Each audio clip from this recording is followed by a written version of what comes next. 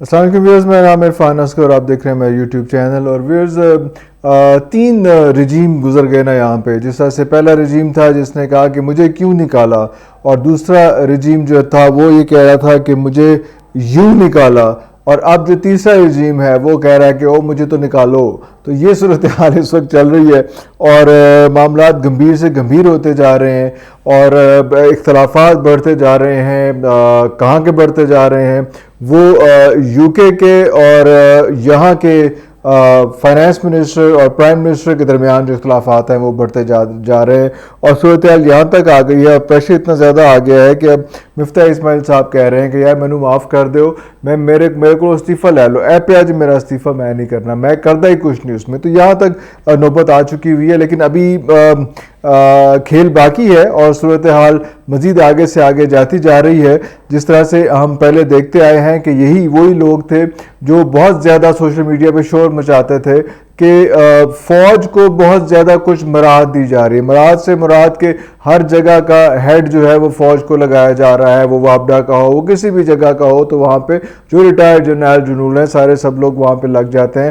اور بڑا ایک تحریک چل رہی تھی کہ جو نارمل لوگ ہیں، جو سویلینز ہیں، ان کو وہاں پہ پوسٹ نہیں مل رہی، چیزیں نہیں مل رہی. اب ایک نئی چیز انٹروڈیوس ہوئی ہے جو ISI کو ہینڈ اوور اس گورنمنٹ نے کیا ہے، اور وہ آپ کو پتہ چل گیا ہوگا، میں ویسے بھی ریپیٹ کر دوں اس میں کہ جتنے بھی جو امپورٹنٹ لوگ ہیں ڈپلومیسی میں، اور ڈپلومیسی سے مراد یہ ہے کہ بیوروکریسی سے، تو ان سب لوگوں کے تقرر، تبادلے، پروموشنز، یہ وہ سارا کچھ وہ ایک ISI جو ہے وہ کرے گی، ان کو دیکھ کے کرے گی، ان کو ویٹ کرے گی کہ کیا وہ اس قابل ہیں، اس لیول کے ہیں، تو سارا کچھ. تو یہ چیز بھی فوج کے حوالے کر دی گئی ہے، اور اس میں یہ ایک اسپیشل اس کو ایک اسائنمنٹ دی گئی ہے. جس طرح سے وہ ISI ہے اسی طرح سے یہ بنایا گیا ہے SVA، مطلب جس طرح سے اس کو شاید اسپیشل ویٹنگ ایجنسی جو ہے وہ ان کو ویٹ کرے گی ان سب چیزوں کو، اور اس کے بعد پھر چیزیں آگے نکلیں گی. تو یہ اس طرح سے ہم صرف سب کچھ IMF کے ہاتھ ہی نہیں دیتے جا رہے، وہ باقی جو بچا ہے وہ پھر ہم سمجھ گئے ہوں گے آپ کن کے ہاتھ میں دیتے جا رہے ہیں اس میں.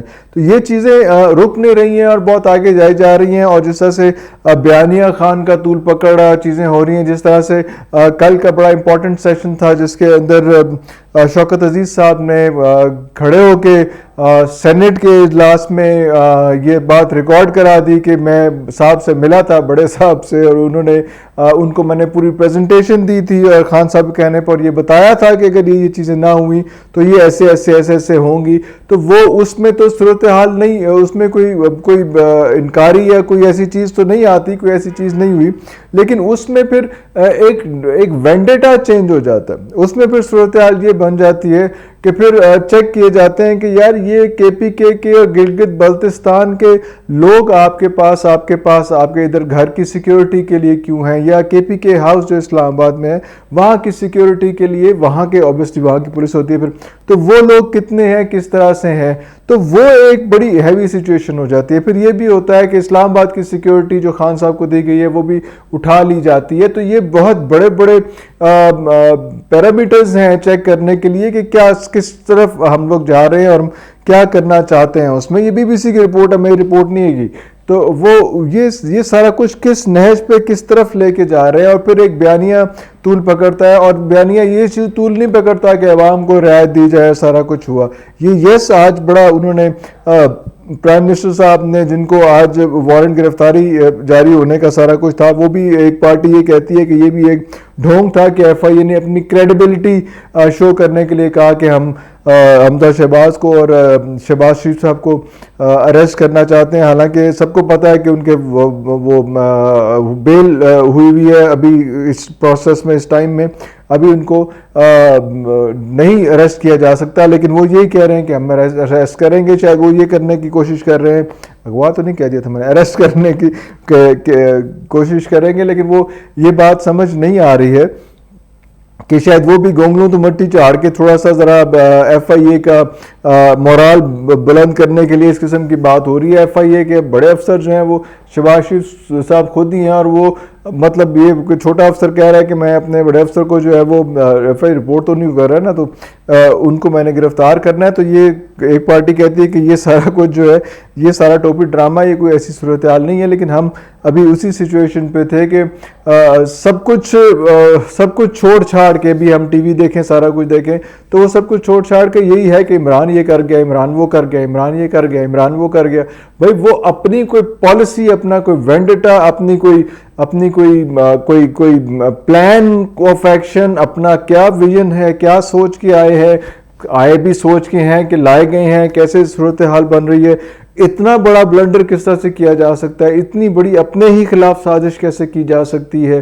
نون لیگ نے جس طرح سے کیا ہے، اور پیپلز پارٹی اپنے آپ کو پارٹ کر رہی ہے، یہاں سے ہٹا رہی ہے، سائڈ پہ کر رہی ہے. اس میں اس قسم کی چیزیں کیسے پاسبل ہیں؟ اتنا جو ہم نے شور مچایا ہوا تھا، پچھلا تھا کہ مشرف صاحب کے دور میں بھی چاہ رہے تھے یہ لوگ کہ نواز شریف صاحب کو ہٹا کے -1 کر کے شہباز شریف صاحب کو جو ہے آگے بڑھایا جائے. پھر اس کے بعد بھی چیزیں ہوتی رہیں، ہوتے یہ کئی سالوں کا جو ہے ایک یہ کم از کم 20 سال کا ایک یہ ہے کہ شہباز شریف صاحب کو وزیر اعظم بنانا ہے.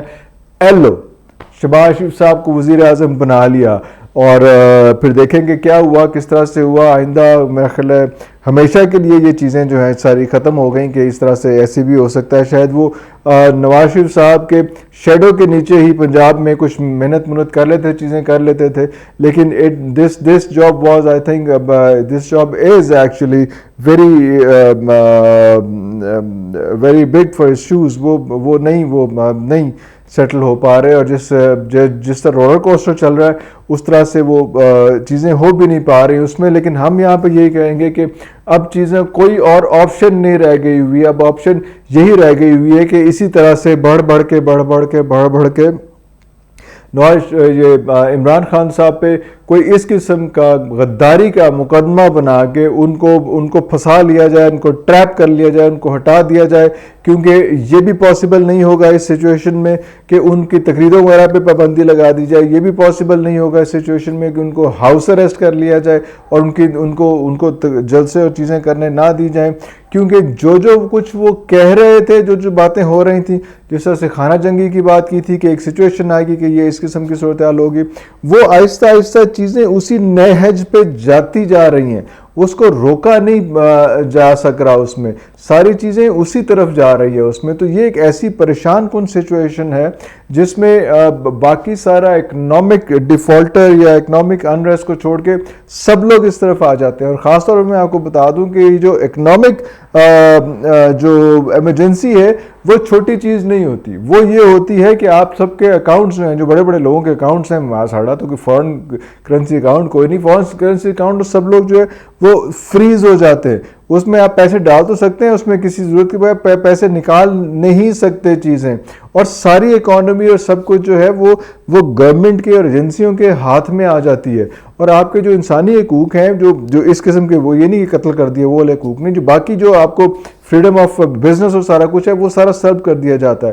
اور اس میں جو چیزیں پھر امپوز کی جا سکتی ہیں، جو کیا جا سکتا ہے، اس میں آپ کو سوال کرنے کا، مقدمہ کرنے کا یا اس کو چیلنج کرنے کا کوئی حق نہیں ہوتا. تو یہ جو فائنینشل یا اکنامک ایمرجنسی ہے، یہ کوئی آسان چیز نہیں ہے کسی ملک کے لیے، یہ کوئی اچھی چیز نہیں ہے. اور ایسی سچویشن میں ایمرجنسی لگے جہاں پہ جو حکومت وقت ہے اس پہ لوگوں کا اعتبار نہ ہو، اور حکومت وقت سے مراد کے اعتبار نہ ہو اس پہ، اس وقت میں فائنینشیل ایمرجنسی لگانا جو ہے نا، یہ چیز وہی والی چیز ہے کہ it will drive us toward خانہ جنگی اینڈ ایوری تھنگ. بہت سے بڑے بزنس کمیونٹی کے یہاں کے لوگ ہیں، جو آپ کو پتہ نہیں ہے تو میں نیکسٹ ویلاگ میں جو بتا دوں گا، جنہوں نے اپنی فیکٹریز، اپنی چیزیں بند کر کے زمینیں بیچ دی ہیں کہ یہاں پہ کچھ نہیں ہو سکتا.